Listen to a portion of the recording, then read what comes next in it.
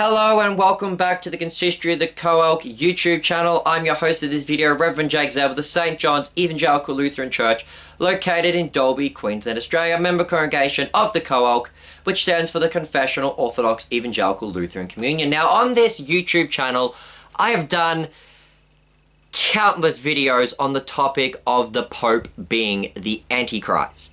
And I particularly kicked this series off with just a simple question: is the Pope the Antichrist, or Antichrist, however you want to pronounce it?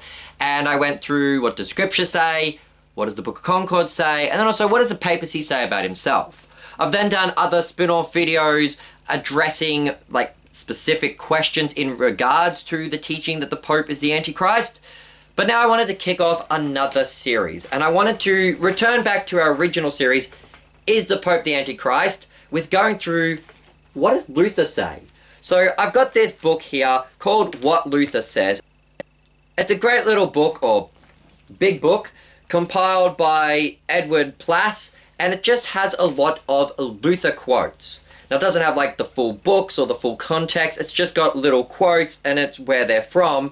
But Luther does talk about the Antichrist in a lot of his writings, and Plass has got a lot of quotes about the Antichrist in this book.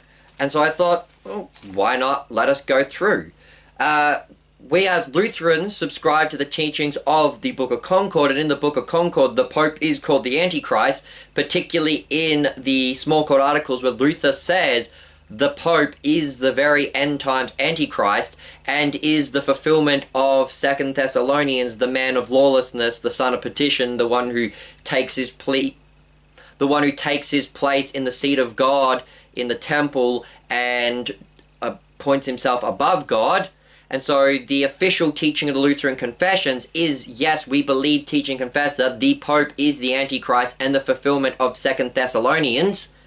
However, Luther also developed this teaching over time. He did sometimes think Muhammad might be the Antichrist. That was later rejected by Lutherans, since 2 Thessalonians teaches that the Antichrist will come from within the church, not from outside the church, and Muhammad is separate from the church, whereas the Pope is clearly inside the church.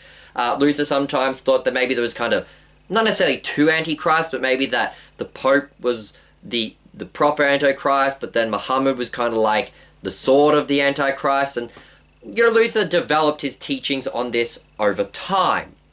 And we can see some of that development by looking at what Luther says, by looking at all these different quotes. Like I said, Plass doesn't have the full texts or the full context of the quotes, and he may not even have all the quotes that Luther ever said on the Antichrist.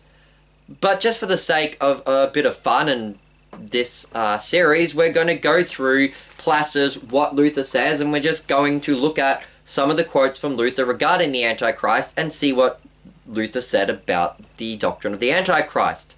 Now, there's a bunch of quotes here, and this goes on for several pages, and I'd like to also give a bit of commentary and comments as we're going through. So I'm not going to do this in one video, I'm going to do this in several videos. I'm not sure how many, we'll see how far we get through. I'm going to try and keep these videos like 5 to 10 minutes long, and we're coming up to like 5-ish minutes now, so let's get on with our first quote, which this quote comes from Luther was writing in a letter to Spalatin in March 13th, 1519, and as Plass writes, Luther firmly believed that the Pope, as the head of the Roman hierarchy, was the Antichrist. And this is kind of like the earliest mention of Luther believing that the Pope is the fulfillment of the Antichrist.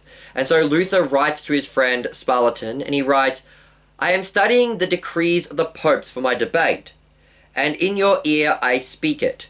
I know not whether the Pope is the Antichrist himself, or his apostle, so very miserably does he, in these decrees, corrupt and crucify Christ. That is the truth. I am terribly pained that the people of Christ should be deceived like this under the guise of laws and the Christian name. So here Luther is starting to really go, I think the Pope might be the Antichrist. That, or he's somewhat connected to the Antichrist.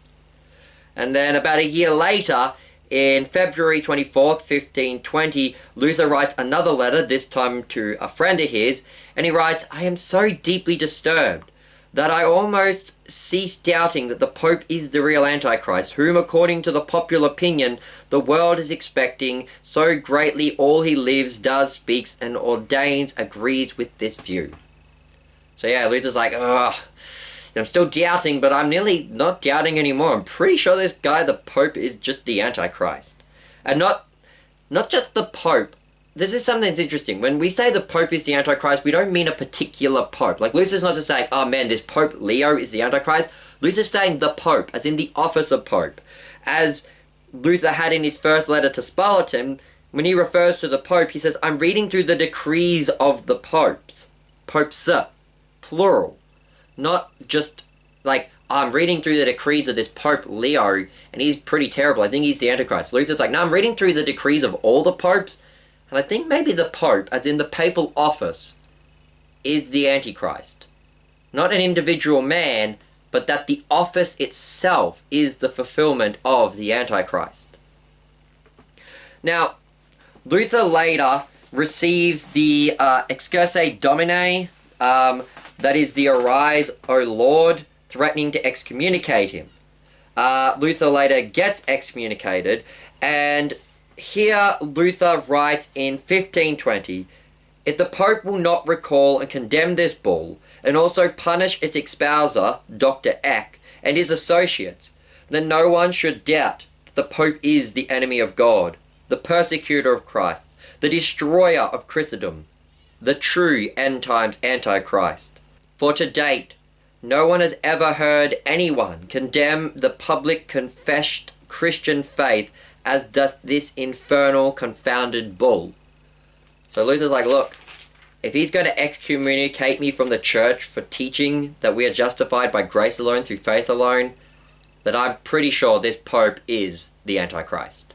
And with that, we'll call a pause for this episode.